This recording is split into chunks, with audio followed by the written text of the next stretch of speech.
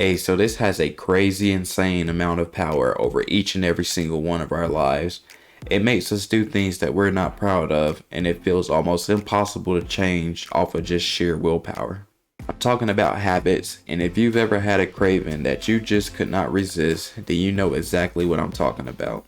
Those cupcakes, that can of soda, the urge to smoke. Every single one of us have habits that control what we do.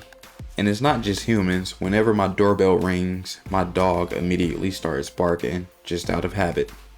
Now, if you can control your habits, you'll have so much more control over your life, and I guarantee you'll be 1,000,000 times more likely to achieve whatever it is you want. When I say control your habits, I mean control what they are.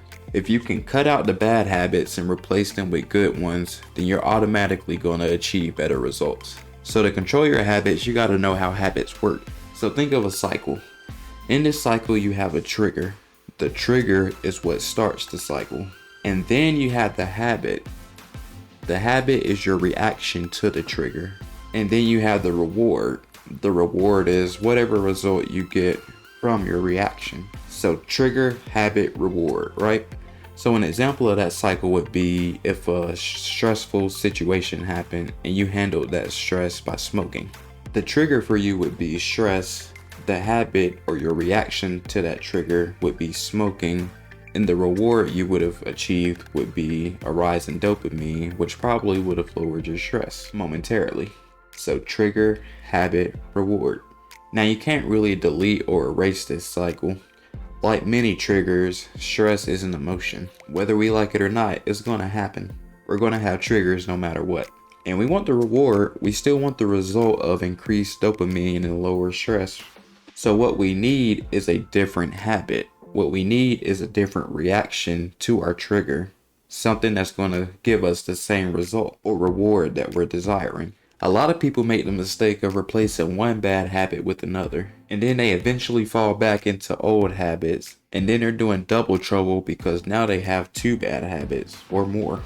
Now as a reaction to stress, they might be drinking alcohol, smoking, and eating junk food as a way to lower their stress. Good habits are what you want to have in those cycles. Like I said, everyone is going to have triggers and everyone is going to have a reward they're looking for. But I'm telling you, you will see a massive difference in the people that use good habits to get the desired reward versus those who react in bad ways to get the desired reward. Like if you reacted to stress by working out and you lowered your stress that way, I'm sure you would be way healthier than a person that smoked instead.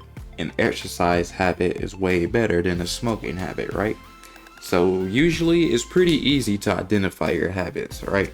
You know, smoking, eating junk food, biting your nails, etc. You can refer back to the cycle and identify what your trigger is. What's leading you to do what you're doing? What's giving you the urge to smoke, to eat junk food, to bite your nails? Is it an emotion? Is it a person? Is it a certain time of day? Is it a certain place? Alright, so now you know your trigger. Now what result or reward are you achieving from your habit? Are you relieving stress, anxiety? Are you getting a boost in dopamine? Once you know your triggers and your desires, you can replace your bad habits with good ones. For example, if you know that just walking in the kitchen triggers you to eat junk food because you desire the reward of tasting something delicious and feeling full, then you could replace that reaction, replace that habit with eating fruit instead. A habit of eating fruit is way better than a habit of eating junk food. Habits are so powerful because they usually don't even need you to think about what you're doing. It's just an automatic reaction. For example, you might have a habit of checking your phone when you first wake up in the morning. If you do, then you probably wake up and automatically reach for your phone. You don't have to put any thought behind it, it just happens. Sometimes I walk through my kitchen and I automatically open the fridge or a cabinet without even thinking about it. I'm just passing through and out of habit, I just open it up, check what's in there. But you can train yourself to automatically do things that are going to be beneficial to you by establishing good habits and replacing all the bad ones. Like it'll take some time, but eating healthy and exercising can be as thoughtless and routine as waking up and going to the bathroom. And the same with any habit, reading, socializing, journaling, etc.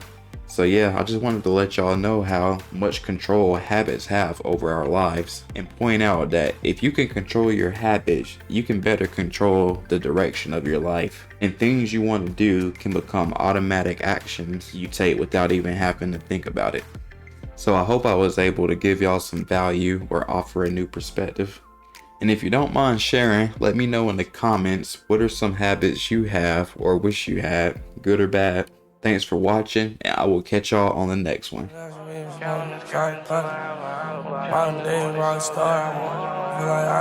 Honestly, money just bought a pound of this,